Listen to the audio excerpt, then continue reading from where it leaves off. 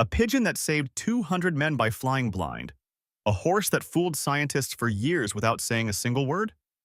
A dog that smelled poison gas before a single soldier could. A parrot whose last words changed how we think about animal minds. Four animals. Four moments where history bent around them. This is what they did. It was October 1918 in northern France. Nearly 200 American soldiers were trapped behind enemy lines. Their own artillery didn't know it. Shells were landing on top of them. They had one way to send a message back, and it wasn't a radio. It was a bird. Her name was Cher Ami, a carrier pigeon trained to fly one route, back to base, no matter what. They wrote the message, attached it to her leg, released her into gunfire. German soldiers saw her rise and opened fire immediately. They knew exactly what she was carrying. She was hit, shot through the chest, blinded in one eye, her leg nearly severed and hanging by a tendon. She didn't land.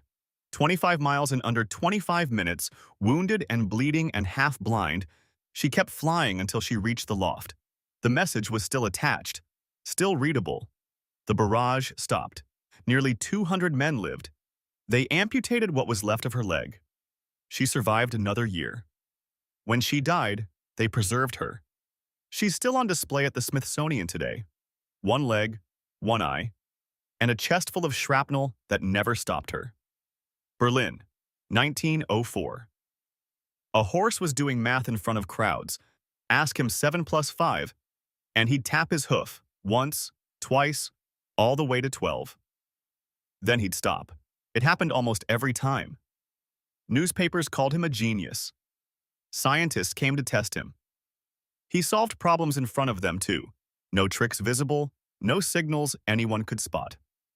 His owner wasn't even in the room for some of the tests. Didn't matter, Hans still got it right. Then a psychologist named Oscar Pfungst tried something different. He had the questioners stand where Hans couldn't see their face. Hans started guessing wrong. Pfungst dug further and found it. Whoever was asking the question had been tensing, ever so slightly, as Hans's taps approached the right number. What Hans had actually learned was more impressive than arithmetic. How to read a human body better than most humans could read their own. The case became so well known that psychologists still name the phenomenon after him.